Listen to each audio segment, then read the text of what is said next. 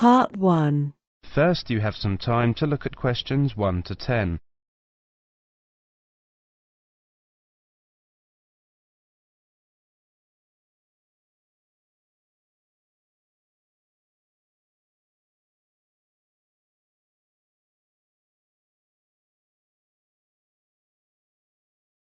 Now listen carefully and answer questions 1 to 10. So, Bob, how many people have said that they're coming on the company picnic? Well, Cindy, we've got 35 definites and another 10 probable. Shall we say 50? I think so. And we've fixed the date for... The 26th, the last Sunday in August. Great. I hope the weather's good. Should be. Now, we have to decide where to order the food from and what kind of things we want. Right. What's our budget? We've decided to go for £10 a head for food and £5 a head for drinks. OK, I got some pamphlets from caterers. What do you think? The most important thing is to make sure that there's a variety of food. We don't want people complaining that they don't like anything. We also don't want food that could deteriorate in the sun. Ice cream, that kind of thing. You've seen these pamphlets. What do you think? Well, I thought Paris Kitchen looked good. The price almost exactly meets our budget, and they seem to have a good variety. I don't know. A friend of mine used them for her company and wasn't impressed. Really? What exactly didn't she like? Well, the food. She said the food was good, but not quite the variety they'd expected. The drinks included some wine, which was apparently not very good. Oh, well, perhaps we need to consider this one, company caterers. Looks a bit pricey. Mind you, I've heard that they are very good. Let me check the price. Yes, £12 a head for food. That's more than our budget. Do you think we could get a discount? Let's see if it says anything in the pamphlet. Yes, they do offer a discount for groups of more than 30. 10%. Does that help us? 10% off £12. It's still more than we budgeted for. Hey, look at this one. Celebrations. It's a new company. I asked a few people about them, but no one has any ideas. Well, let's see. £9 a head for food and £5 a head for drinks. That's fine. What kind of food do they have? It says here that they just provide cold meals for picnics. Well, that's okay. And they include vegetarian dishes. We do have some vegetarians to take into consideration. Well, it looks good to me. The only problem is their lack of experience. I mean, it's a bit of a risk, isn't it? Yes, if the food's no good, we'll look incompetent. Ah, look here. It says that we can visit their premises and try some of the dishes they offer. You mean we might get a free lunch? Shall we call them and arrange to go and see them? OK, which day? How about tomorrow? No, we've got that meeting. The day after tomorrow, Thursday. Good. Time? 11? Good. Right. What's their phone number? 28653479. We also need to ask them whether they can deliver straight to the picnic site, don't we? Yes. I don't think that'll be a problem, though. I mean, it's on the outskirts of the city, but it's not too far away. Does the price include delivery? It doesn't say, but the other companies include it, so they should. If they don't, our budget still allows us to pay a small fee. Here ends the Part 1. You have now 30 seconds to review your answers to Part 1.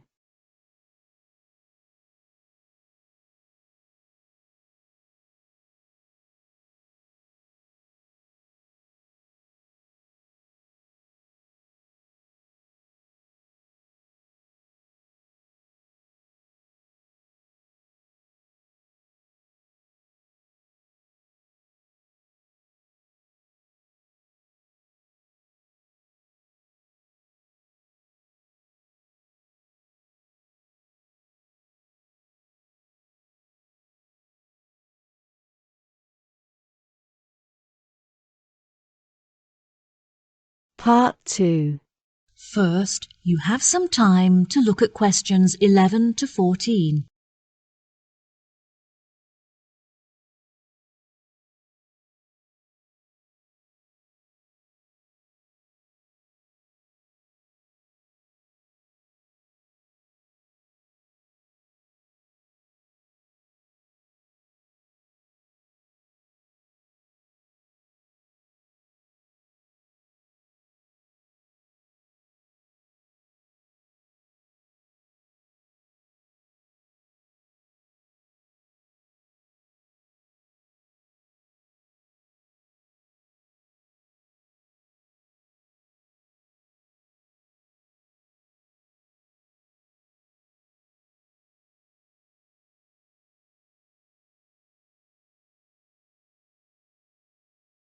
Now listen carefully and answer questions 11 to 14. Hello, and thank you for attending this meeting. I have called it to discuss station matters, as there have been a number of changes made, and I want to ensure that you are all filled in. Well, as I'm sure you will all have heard, there are plans underway to make some alterations to the station complex. Though we did the reconstruction work that occurred last year, from the data collected this year, we have learned that our station is too small to cope with a large number of visitors passing through it on a daily basis. However, relocation is unnecessary, which means you, our staff, will be unaffected and can continue with your work as normal. We have decided that our only option is to make the area bigger by building new platforms and new facilities, such as cafes and lounge areas. We have already purchased the site on which these new facilities will be constructed. We had initially planned to build on the site of the old industrial buildings. However, tests carried out on the soil and water showed that it was too highly contaminated with waste from the industrial processes. Instead, we have purchased the site just across the road, on which there used to be a lot of houses that were later converted into shops. These buildings will, of course, be demolished to make room for our new facilities. What is going to be built on this new site? I see you thinking to yourselves. There have been a lot of ideas put forward by all the parties involved. Initially, the station had planned to use the site as a car park. However, we decided this would be a very unsatisfactory way to occupy the space. Instead, we have hired an architect who has an exciting vision to transform the site into a large leisure centre complete with cafes, shops, and a lounge where visitors can relax. We hope that this new complex will attract many visitors, not just from the station, but also from the apartment blocks in the nearby town centre. As part of the construction works, we are also going to create new formal gardens where visitors can enjoy the greenery and sit outside in the fresh air. The new leisure complex will be located to the right of the shopping district, so these formal gardens will serve as a meeting place for pedestrians. Before you hear the rest of the talk, you have some time to look at questions 15 to 20.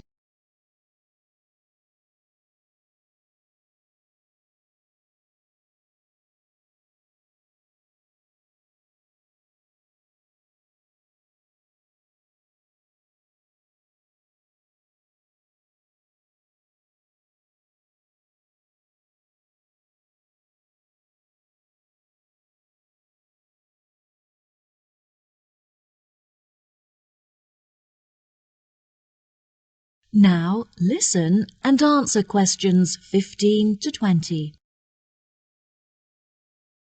Now, I'm delighted to be able to introduce you all to the plans for our new complex, so if you could please focus your attention on the maps in front of you.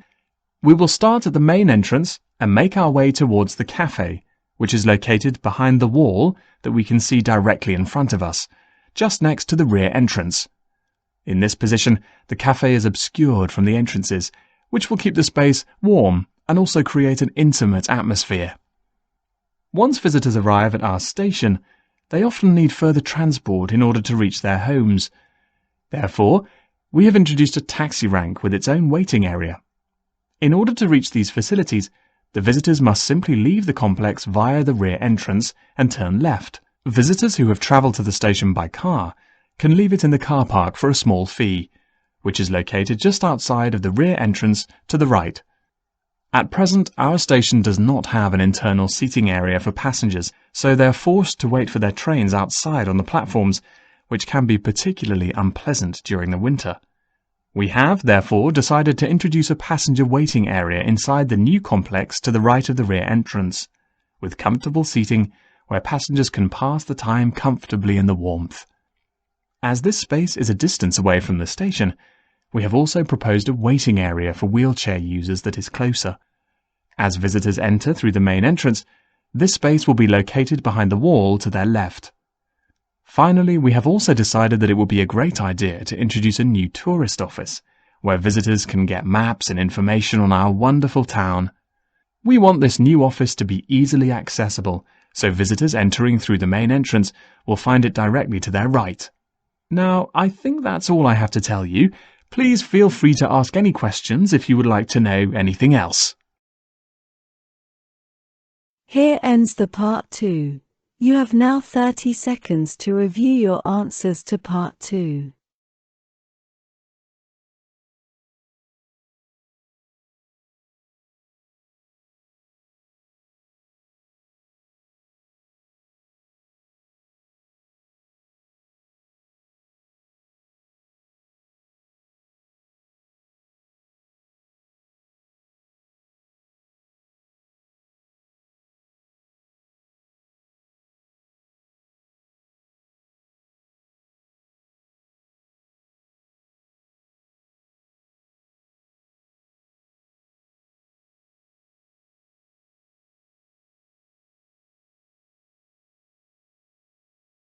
Part 3.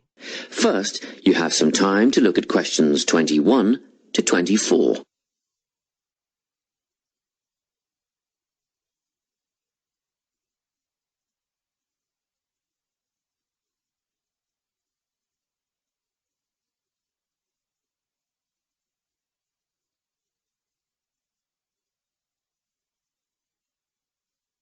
Listen carefully and answer questions 21 to 24. Hello, Lorna, Ian. Glad you could make it. You're the only two who put your names down for this literature tutorial, so let's get started, shall we? I want to run over some aspects of the novel The Secret Garden with you before the test next week. Be sure to take some notes and ask questions if you need to. Hey, Lorna, have you got a spare pen? Sure, here you are. Okay, so the story follows two key characters. You should refer to them as protagonists, who go by the names of Mary Lennox and Colin Craven. The story is set shortly after the turn of the 20th century, and the narrative tracks the development of the protagonists as they learn to overcome their own personal troubles together. That's quite a common storyline, isn't it? Yes, you're right, Lorna. So what can you tell me about the character of Mary? Well, in the beginning, she is an angry, rude child who was orphaned after a cholera outbreak and forced to leave India and move to the United Kingdom to her uncle's house in Yorkshire. That's right. And there she meets Colin, who spends his days in an isolated room, believing himself to be permanently crippled, with no hope of ever gaining the ability to walk. The two strike up a friendship, and gradually learn, by encouraging each other, that they can both become healthy, happy, and fulfilled in life. Will we need to remember a lot of these details for the exam? Just the basic outline. Examiners don't want to read a plot summary. They know what the book is about. Focus on narrative techniques instead, such as point of view. What's that mean? It's all about how we see the story. This story, for example, is written from the perspective of what is called an omniscient narrator. Omniscient means all-knowing. So, as readers, we get to see how all the characters feel about things, what they like and don't like, and what their motivations are in the story. Before you hear the rest of the conversation, you have some time to look at questions 25 to 30.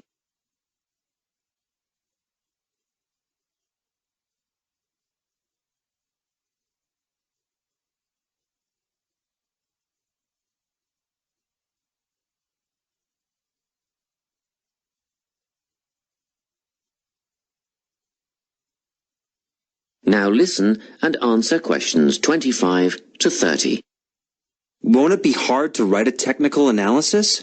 After all, it's a kid's book. Well, it was initially pitched at adults, you know. But over the years it has become seen as a more youth-orientated work. And you're right in a sense. The simple vocabulary and absence of foreshadowing make the story very easy to follow and ideally suited for children. But that doesn't mean there isn't much to analyse. Look at the symbolism, for instance. Symbols are things, right? Material things like objects that stand for abstract ideas. Absolutely, yes. And the author uses many of them. There's the robin redbreast, for example, which symbolises the wise and gentle nature that Mary will soon adopt. Note that the robin is described as not at all like the birds in India. Roses are used as well, as a personal symbol for Mistress Craven. You'll see they're always mentioned alongside her name, and Mistress Craven's portrait can also be interpreted as a symbol of her spirit. Are symbols just another name for motifs? No, motifs are a bit different. They don't have as direct a connection with something the way that a symbol does. Motifs are simply recurring elements of the story that support the mood.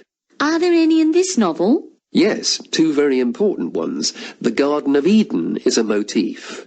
It comes up a few times in connection with the garden of the story. And then you've got the role that secrets play in the story.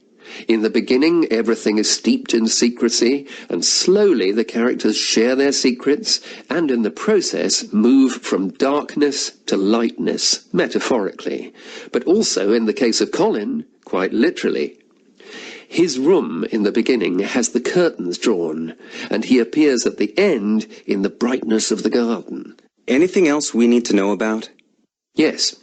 Nearly all novels explore universal concepts that everyone has experienced. Things like love, family, loneliness, friendship.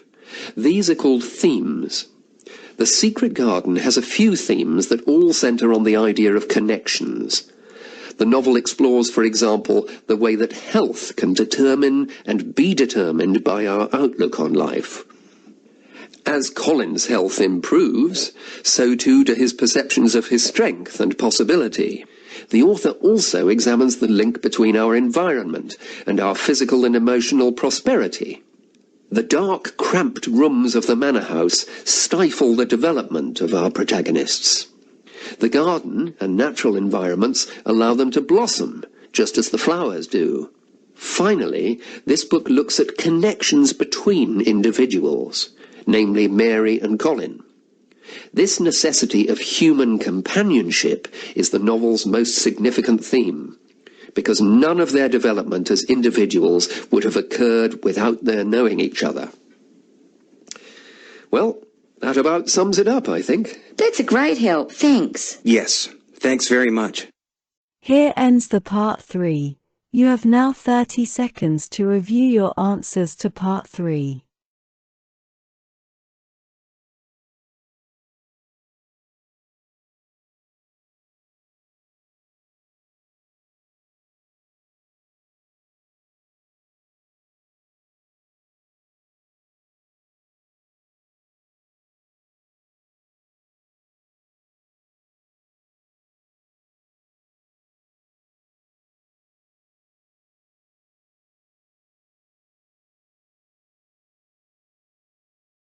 Part 4. Section 4.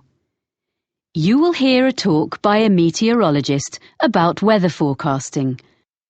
First, you have some time to look at questions 31 to 40.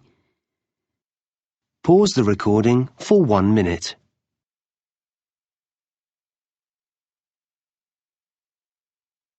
Now listen carefully and answer questions 31 to 40.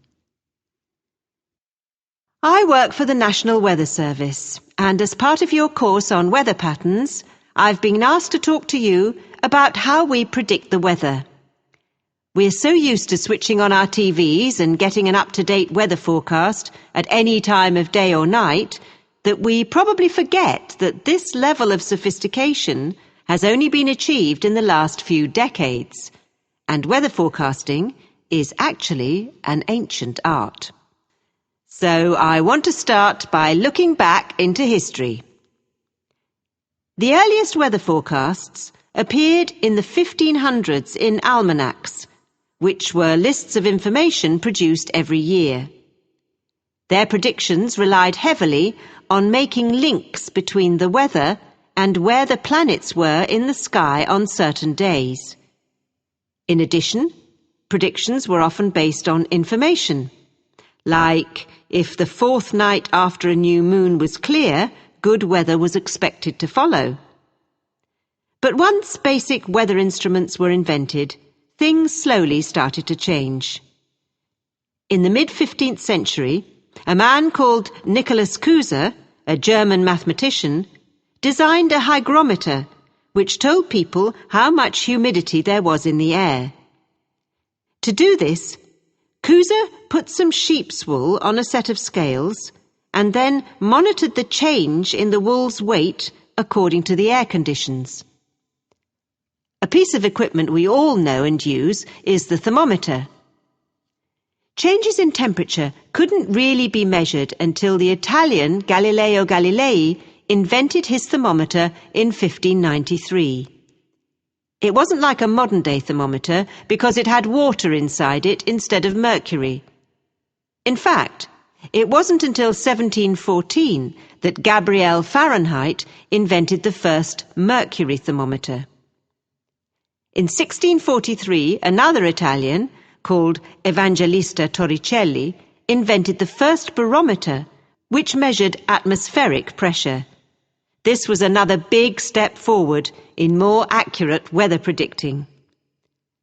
As time went on, during the 17th, 18th and 19th centuries, all these meteorological instruments were improved and developed, and people in different countries began to record measurements relating to their local weather.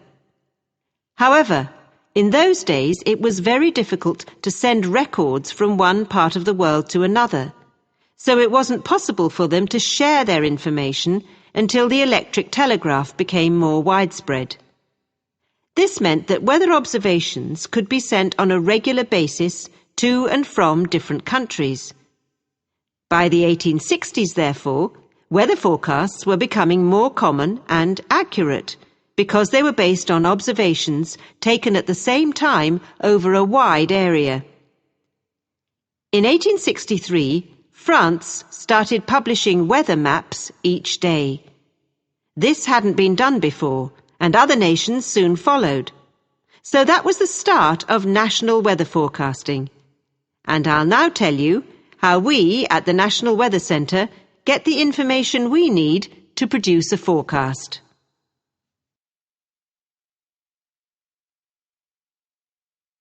Even today, one of the most important methods we use is observations, which tell us what the weather is doing right now.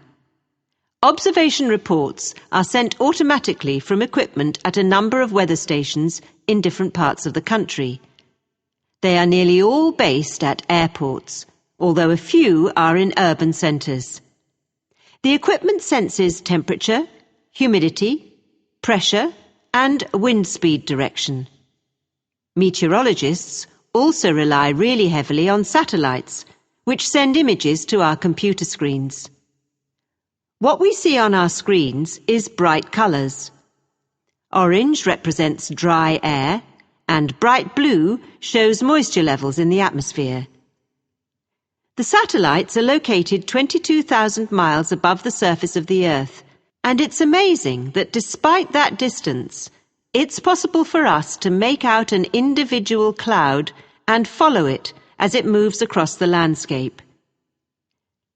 In addition to collecting data from the ground, we need to know what's happening in the upper levels of the atmosphere. So a couple of times a day, from many sites across the country, we send radio sondes into the air. A radio sonde is a box containing a package of equipment, and it hangs from a balloon which is filled with gas. Data is transmitted back to the weather station. Finally, radar. This was first used over 150 years ago and still is. New advances are being made all the time, and it is one method for detecting and monitoring the progress of hurricanes. Crucial information is shown by different colours representing speed and direction. Radar is also used by aircraft, of course. All this information from different sources is put into computer models, which are like massive computer programs. Sometimes they all give us the same story, and sometimes we have to use our own experience to decide which is showing the most accurate forecast, which we then pass on to you. So, I hope next time you watch the weather forecast, you'll think about how we meteorologists spend our time. And maybe I've persuaded some of you to study meteorology in more depth.